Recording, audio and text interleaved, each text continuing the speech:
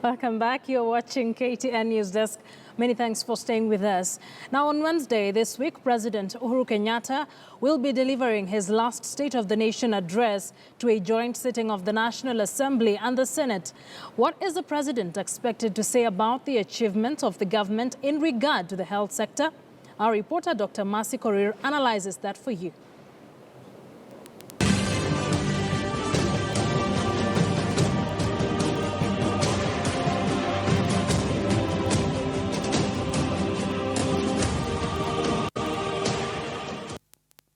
"29-year-old Regina Wangare's pain of losing her husband cannot be pacified, not even by her doting son, a reminder of a loved one gone too soon.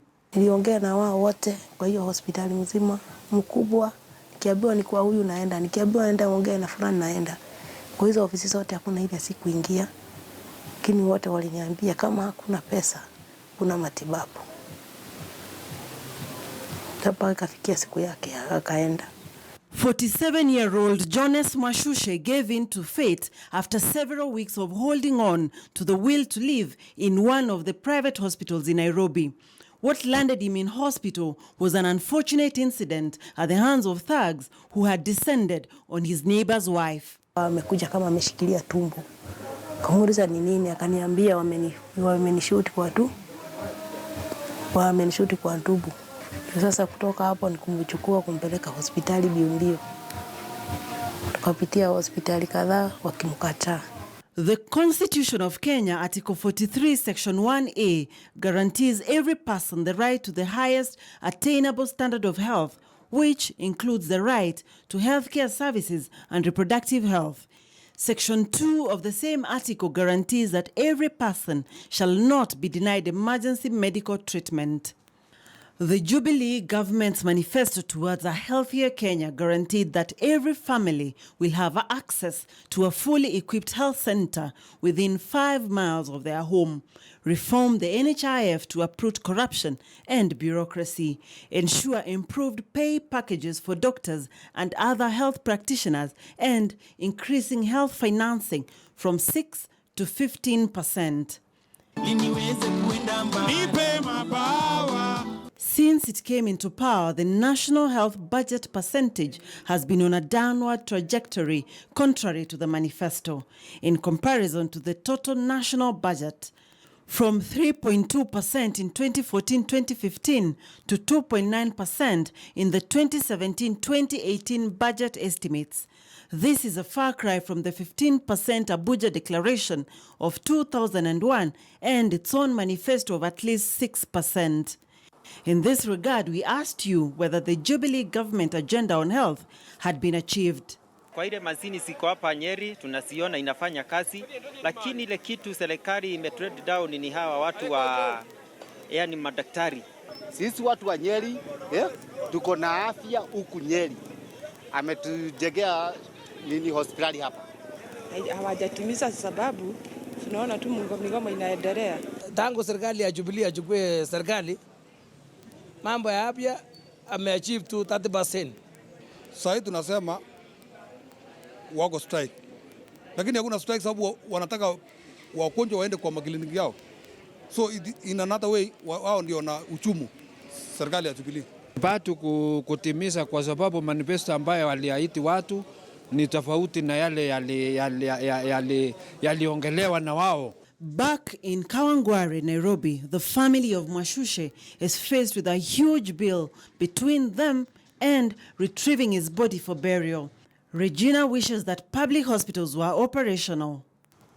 Fika Kenyatta, watuuliza mtu na ni emergency mmemleta huku tumfanyie nini? Kawaambia tumekuja huku mumsaidie. Wakatuambia hapa hakuna madokta. The ongoing doctor strike played its role in denying Mwashushe affordable healthcare, not necessarily of the highest quality, a vital luxury the political class affords even outside the country. Regina thinks this elite class is aloof to the day-to-day challenges of the citizenry.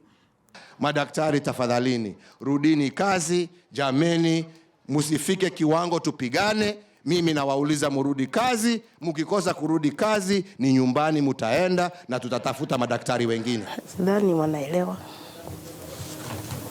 Jikuwa naelewa, hawangekuwa naongea na kifua hivyo. To many, Jonas Mwashushe may have fell victim to a healthcare crisis. To his neighbors, he died a hero. To his family, he has gone too soon, leaving an uncertain future to his young family and a bill 1.83 million Kenya shillings, a debt almost impossible to overcome. To the government, he is just but another statistic. Dr. Mercy Korir, KTN News, Nairobi.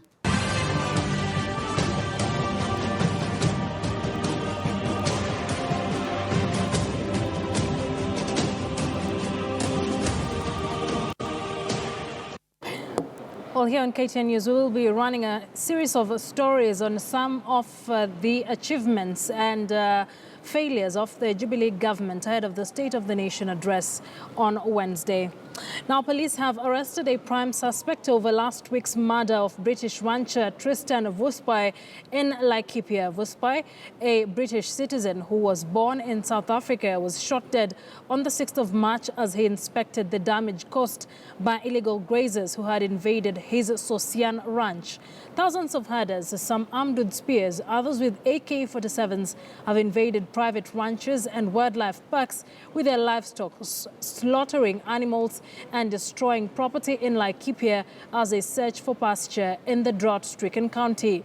Close to 400 suspects were arrested and charged last week after the invasions, and Inspector General of Police Joseph Boynet says police officers deployed there are under instructions to drive out all the illegal grazers from the private farms.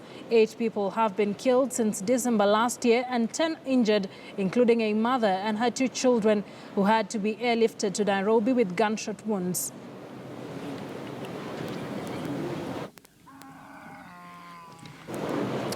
Hundreds of families are fleeing the border of Turkana and West Pokot counties at Nasolot sublocation after fresh attacks that left 2 herders dead at Laminyeusi and over 200 livestock stolen on Saturday morning.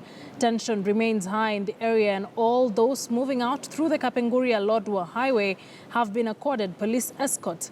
According to residents, more than 100 armed bandits laid an ambush at the top of Parakeyo Hills in West Pokot. The residents are urging the government to restore peace and end cattle rustling in the area, saying their children are unable to go to school for fear of retaliatory attacks.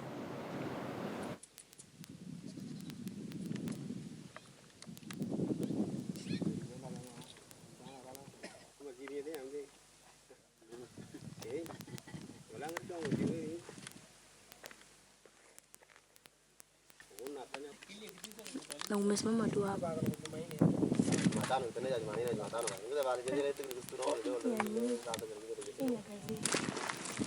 All right, let's now speak to someone on the ground to get an understanding of what exactly is happening there. Nick Thuo, the operations officer at the Kenya Red Cross, now joins us live by way of phone. A very good afternoon to you. Thank you for making time for us. What exactly is the situation? We understand that hundreds are fleeing the area.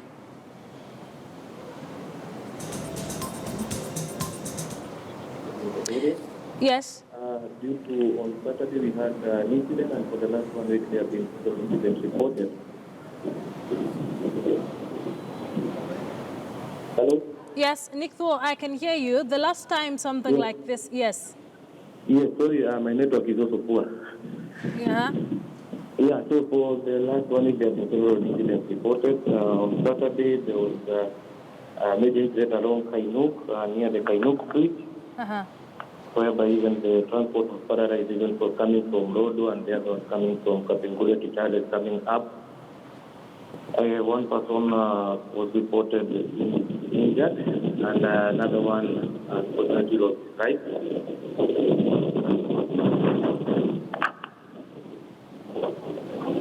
Nick?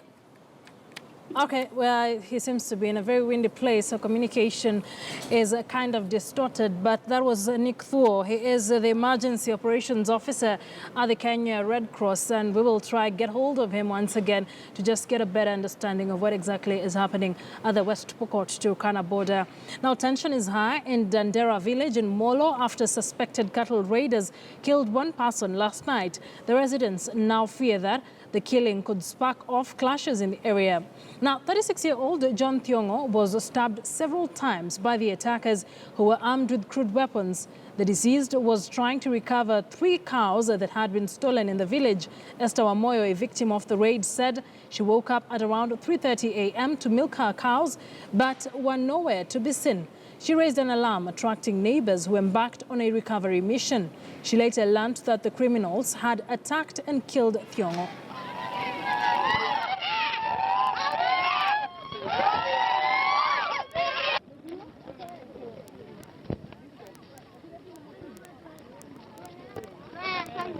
Hii sarakati ili sisi tukuwe na ulinda salama. Hata tumeshindwa.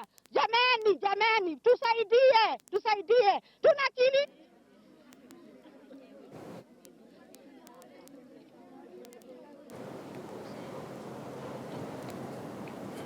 Now, a section of leaders from Narok County, led by Narok North Member of Parliament Moitalel Olekenta, have vowed to block plans to allocate part of Mau Forest Trust land to some people. The leaders, who included Narok ODM gubernatorial aspirant Musuni Oletiampati, regretted that the county government had removed a caveat would spark unrest in the area. They observed that the rights of the local Ma community would be infringed upon if other people were settled on the land. The leaders were warmly received at a rally in Olpusimoro ward.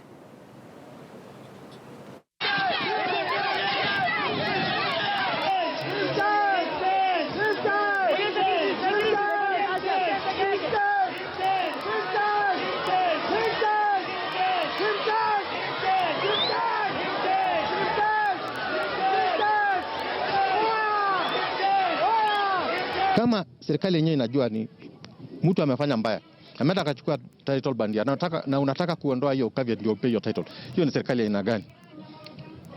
Na Wamasai wamesema siku ile atasikia caveat imeondolewa, wataingia hiyo mustuni, kotini yamue ni nani mwenyewe na nani sio mwenyewe.